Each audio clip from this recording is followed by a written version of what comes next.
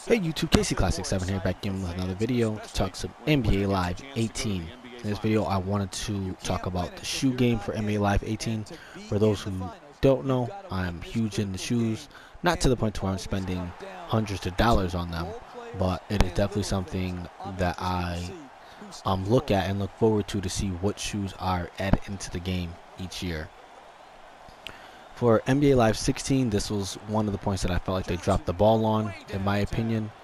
And hopefully for NBA Live 18, they can pick the ball back up and not just pick it up, keep the ball rolling.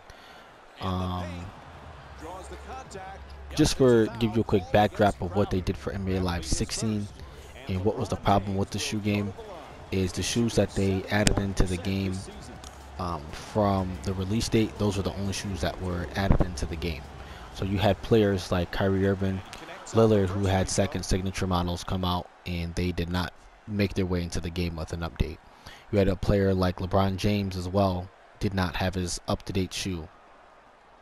You had a player like Stephen Curry, who had two signature models come out since NBA Live 16 release, but he was still in his shoe from when he got, from before he got his first signature model that came out. And it's just overall surprising that there was all these all-star, some superstar players in the NBA that did not have their up-to-date shoes in the game. So that was the first problem with the shoes in NBA Live. All the shoes were not up to date. So again, like I said, you had players still in their models that they wore a year ago, some 2 years ago. And especially with how popularized shoes have become, you cannot that cannot be a thing. You cannot have shoes that are out of date when talking about these sports games. Just like we want to see our player ratings up to date, player faces, accessories, all that stuff up to date, it's the same thing for the shoes. We have to have them up to date when it comes to these titles. And again, like I said, I was very surprised that there was no shoe update for NBA Live 16. I don't know what happened. Maybe they didn't focus on it. Maybe it was something that they were trying to focus on Live 17. I'm not sure why that they never got a shoe update. Along with that, we have to have all of the shoe brands in the game. Li-Ning, which is worn by Evan Turner, as well as Dwayne Wade. Dwayne Wade has his own signature shoe with them. I think Evan Turner does too, or at least he did. Those shoes have to be in the game. Li-Ning is a brand that's to be in the game. Lance Stevenson wears And One. His shoe's not in the game. That shoe has the And One brand has to be in the game. Not anymore, but Jamal Crawford used to wear Brand Black. Brand Black has to be in the game. All the shoes that the NBA players wear have to find its way in the game.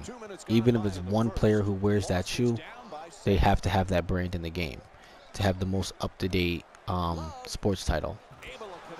And if you can't find a way to get these shoes in the game, at least give us more generic shoes to so we're not just seeing a bunch of players from a bunch of different brands wearing the same shoe. So definitely, again, like I said, definitely something that I want to see really focused on for NBA Live 18. To me, I feel like at least shoe updates every couple weeks will serve them well. I think that's plenty to have the updated shoes touched upon every couple weeks. Whether it's players wearing a new model on the court, whether it's actually getting a model into the game that's not in the game and scanning it in or whatever, however they get these models into the game, they have to get it done. And I would like to see EA Sports really start focusing on the NBA Live game. I want it to feel like it's a main player. Right now, it kind of just feels like NBA Live is just like their stepchild.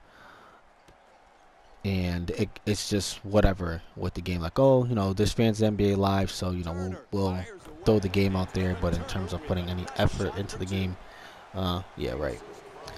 Like again, like I said with the rookies thing, the fact that they were not in the game for half the year is unacceptable. That could not happen. Rookie faces, the stuff like that, rookie faces, shoes, accessories, player faces, all of that stuff has to be A1 from day one. And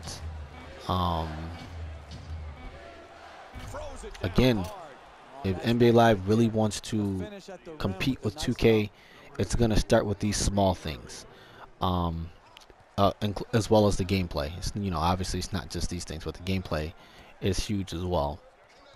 But these small things people are focusing on as well. And again, this was an area that the 2K team definitely was lacking in, was the shoe game.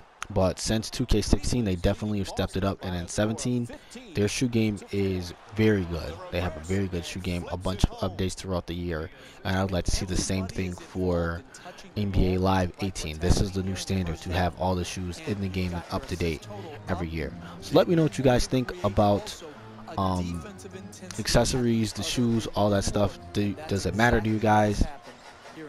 Do you like to